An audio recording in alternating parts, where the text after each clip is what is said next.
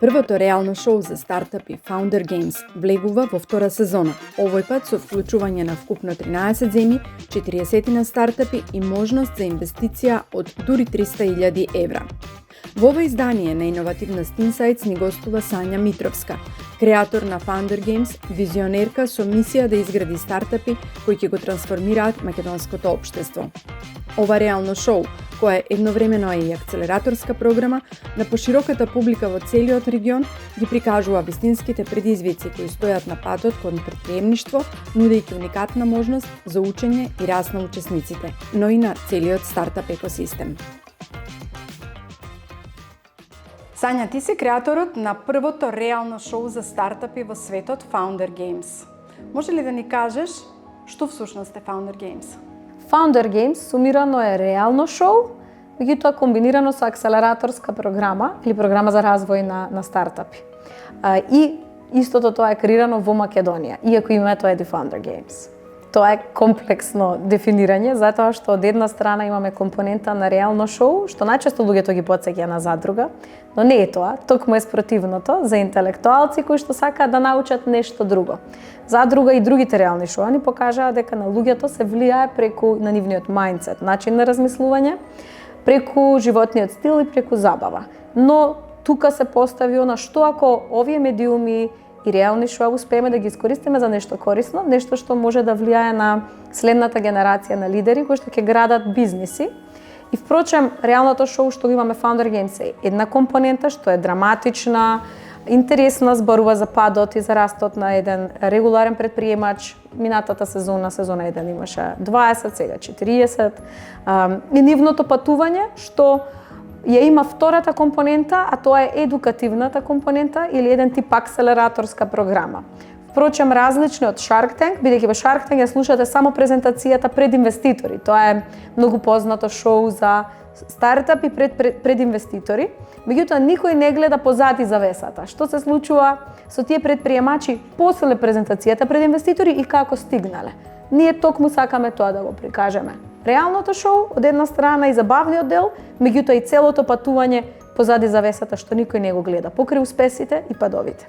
А од каде ти дојде воопшто оваа идеја да се креира едно вакво шоу во Македонија, во земја во која што има стартапи, меѓутоа сепак сме ограничен пазар? Поттекна токму од проблем со кој што се соочи мојата компанија Networker, која всушност е основана пред 6 години и основач на Founder Games, а тоа е дека ни недостасува не млада генерација која што размислува предприемнички, туку која што размислува голема, која што размислува светски. Некако свативме дека има доста инвеститори, луѓе расположени да вложуваат во стартапи, во вакви мали иновативни бизниси, но не доволно стартапи што се спремни за инвестиција. Впрочем, или сакаат да се дигитални номади, фриленсери, или креираат некој продукт кој што не е на глобално ниво иновативен.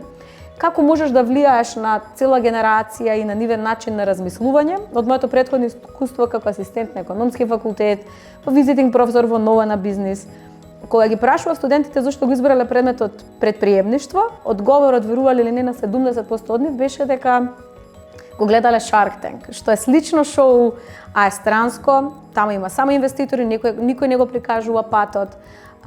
И накратко идејата за ова шоу дојде сумирано во идеја како да се влијае на следната генерација на предприемачи. Имаме ли во Македонија веќе изградена стартап заедница, критична маса на млади луѓе кои што размислуваат на големо, како што велиш ти? Имаме, се повеќе и повеќе. И 6 години постои компанијата Networker.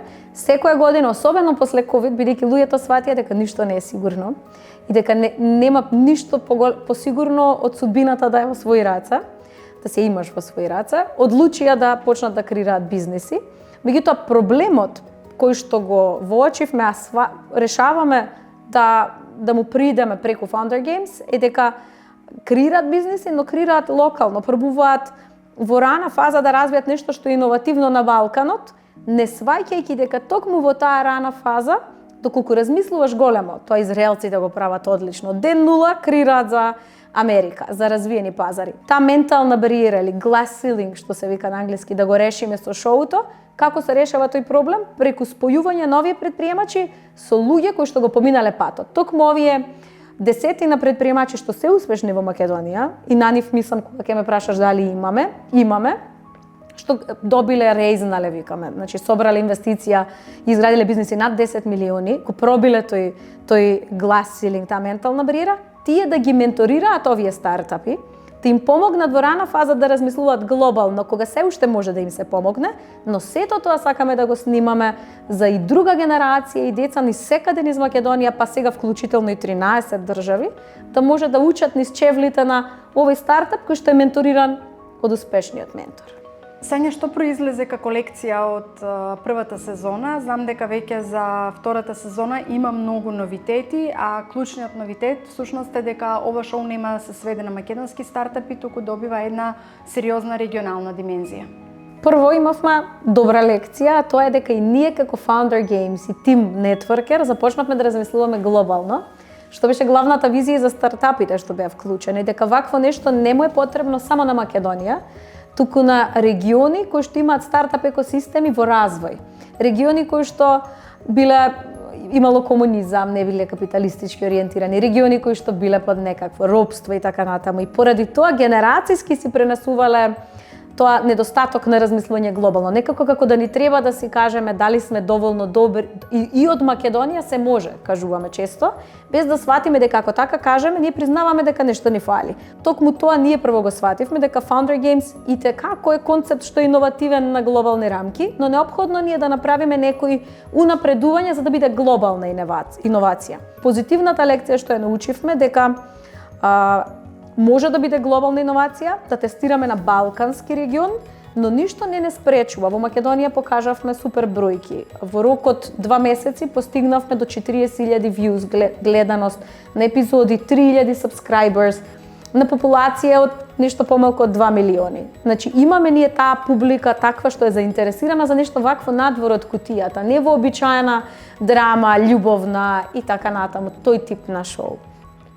И најмногу гледаноста беше од луѓе што се од 25 до 35 години, што укажува на професионалци, луѓе што сакаат да направат транзиција. И затоа сакавме го прошириме на балканско ниво, за да видиме какви ќе бидат овие бројки на регион, бидејќи ни е неопходна таа синергија, за да нас не сватат сериозно. Во развиените региони, зборувам од аспект на инвестиции да ги привлечеме тука, Македонија е многу малечка за да има голем голема област на стартапи, голем број на стартапи, бидејќи од квантитетот им се раѓа и квалитет. Сега ние сакаме да го направиме на Балканот, за да може да собереме поголема публика на стартапи, за и нашиот продукт да биде за глобални пазари иновативен. Тоа се земите од бивша Југославија, дополнето со Косово, Албанија, Бугарија, Романија, Турција, Кипар и Грција. Кои се очекувањата со вклучувањето на 13 земји, Сања? Дали со ова можеби ќе се сврти фокусот, интересот на глобалните светски инвеститори кон стартапите од овој регион? Веруваме дека со зголемен квантитет од аспект на жители, бидејќи вака таргетираме 100 и нешто милиони жители, меѓутоа од аспект на квантитет на стартапи ќе бидеме дораснати условно земено, ќе може да го и соодветното менторство од ментори, ќе може да таргетираме премни инвеститори од америчките пазари или од скандинавските држави, односно нашите стартапи да ги пораснеме, да ги доведеме до едно ниво кое што овие инвеститори во поразвиените држави го очекуваат, за да имаат поголем избор.